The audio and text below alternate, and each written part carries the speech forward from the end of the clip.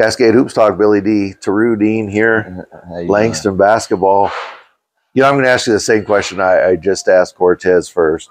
So you're down at Barry. Yes, sir. Barry has a really strong basketball tradition, and you're having a pretty good career down there. Yes, sir. And Coach Wright says the same thing. Taking over, we've won 2 games in 3 years. I mean, I really want to know what that conversation was like. All right. So at first, it was my brother mistakenly called our assistant, Chris Vincent. Oh, yeah? Yeah. So this is a cool backstory. Yeah, tell me my this. Coach, my brother mistakenly called Chris Vincent, thinking he's calling his college coach at his school. He's at FIU, and he calls Chris Vincent and was like, "Yo, can you come to the gym?" Chris Vincent's like, "I'm not your coach." What are you talking about? I'm at Langston right now. You trying to come to Langston? And then Chris Vincent's like, "Yo, what is your older brother doing?" I just got in the transfer portal. I just got into the transfer portal, and I had like this off the court situation that happened to me in the summer. It wasn't my fault, but it was okay. It happened, and Chris Vincent was like, "Yo, what is your brother doing right now?" And my brother told him like, "Oh, he's in the transfer portal. You guys should give him a look." So I get a call from Chris Vincent 3 minutes later, like, "Yo, we need a point guard right now. Are you available?" And then he puts me on the phone with Coach Wright 10 minutes later. 10 minutes, just like that? So it was a mistake phone call. It was a mistake phone call. Chris Wright might not even have found you on the portal. That is hilarious. So it was a mistake phone call. And then CV started off the conversation with just telling me about high school, how he used to watch me in high school and how he loved my game. You're from Miami. Yes, I'm from Miami. And how he walked down the South Miami area. Chris Vincent was there at the time at Miami-Dade College, I would say. So he was just telling me, like, "Yo, we needed a point guard." And I got on the phone with Coach Wright, and Coach Wright was just being real with me, telling me up front, like, "Yo, we need this. We need a guy that's going to run his team. He's going to give me the keys, and he just needs me to drive the car." Keeping it simple. So you and Cortez are kind of, I think are you the only 2 from last year? No, we have 5 returners from last year. Oh, wow. Okay. Sorry. Bad on me. But you started every game. Now, Coach Wright changes up the starting lineup a lot. He's done that. He always does that. But you started every game for him. Yes, sir. Talk about your relationship with Coach Wright. And now this is your 2nd year with him.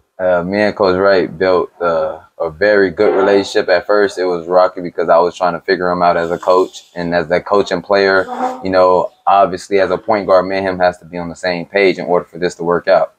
So at first it was kind of rocky, and then me and him sat in the office one day and we just put our differences aside, and we literally just talked about how he wanted to run it, how he wanted his team to be ran, and I just listened and I followed what he said. It was just so simple. It's not hard. He gave me the blueprint, and I just followed the blueprint.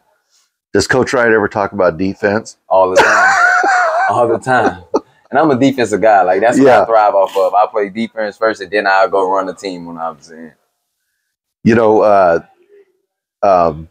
you're playing with I was asking Cortez this. You're playing with a guy who's just amazing. It's probably got to be the most amazing group of athletes you've ever been around, isn't it? Yes, sir. Yes, sir. Talk about this team. Well, this team is so athletic, and like Cortez was saying, like being around my brothers, you know, I learned a lot of things from them. And when we play against each other, iron sharpen iron. So we're only making each other better.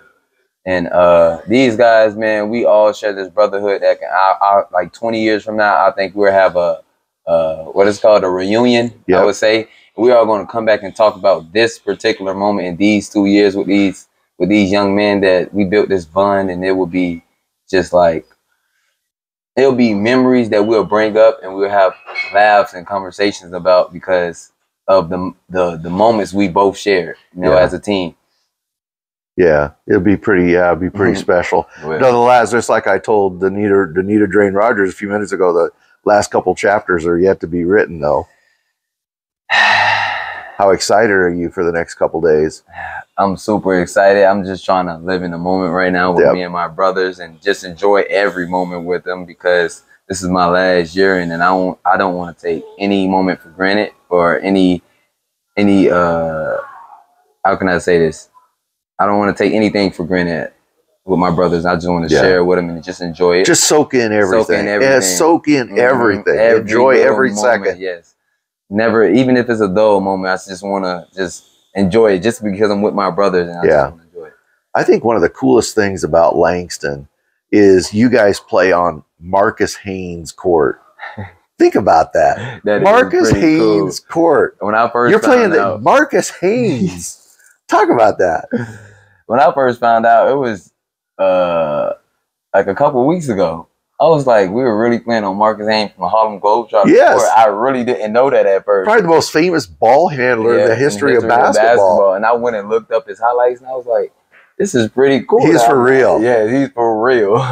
I was talking to Coach Wright one time, and on your schedule, I don't remember the name of the field house, I'm sorry, but it names the field house. Or I go, Coach, it shouldn't say such and such field house. It should say Marcus Haynes Court. Yeah. Anyway, it's pretty cool, isn't it? Yes, sir. There's a lot of history with Langston basketball that a lot of people don't know, isn't there? There's a lot of history that I just found out when we had what is it called? A tribute. We had a tribute in there with the players and the alumni, and we was building relationships with our alumni in our community. We had a tribute in it, and I was just figuring out all these this unwritten history that I was just like, yo, I did not know this. Yeah. And it just shocked me, opened my eyes to go Google myself and go look up different things. It spurred you to go look at it. You know, I read a newspaper article this morning, as a matter of fact.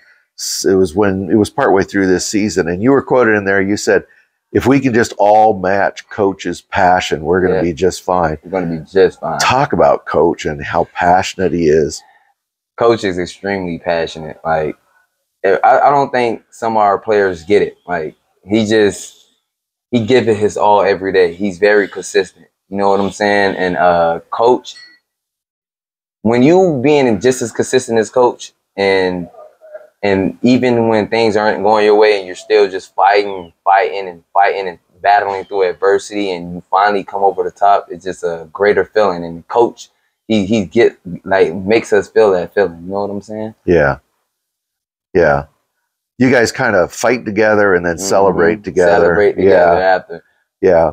Because he is really, really passionate. Especially if people don't know him and just watch him on the sideline, they're probably like, yeah. But when you get to know him and just understand he's coming from he really just thrives for that excellence. But I also know, and I'm sure he loves his players. Yes, sir. You know? He loves his players. Talk about that. He loves his players to the most high. Each and every one of us guys, he wants the best from each one. And every day he's going to get the best from each and every one of us.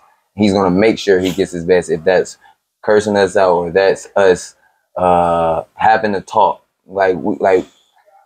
It's the small things that makes Coach Wright smile. And it's effort, talking, clapping. It's doing the little things that makes him smile and be happy.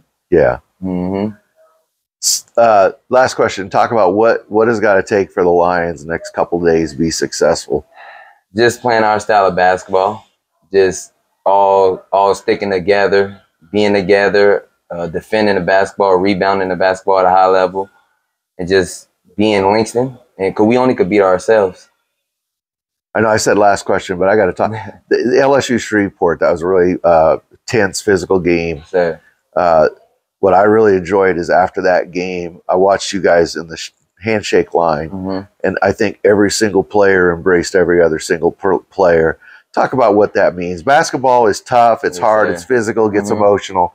But when it's over, you know, you guys were tight. Yes, because it's like we played them already. Yeah. We not saying we built the bond, but like we already knew what those guys were about. You know, they were going to be physical. We know they was going to give it their all. Yeah. It's a Sweet 16, and they come from a culture like us, you know. And I didn't want to bash anybody. Like, we're all brothers at the end of the day. We're just trying to play the game that we all love. Exactly, yeah. Basketball. And we all out there trying to compete at the highest level. So, and at the end of the day, I went and shook everyone's hands, and I just wished them the best because they would have did the same thing if it was me. And absolutely. When I lost in the Sweet 16 last year, every player on Georgetown shook my hand and congratulated me and told me what I did right and what I did wrong and keep my head high. And I did the same thing. Yeah. Well, Toru, I wish you a lot of luck in these last couple days. Yes, sir. Thanks so much. I know you guys are really busy today. Thanks so much for giving me a couple minutes. No problem. Thanks a lot.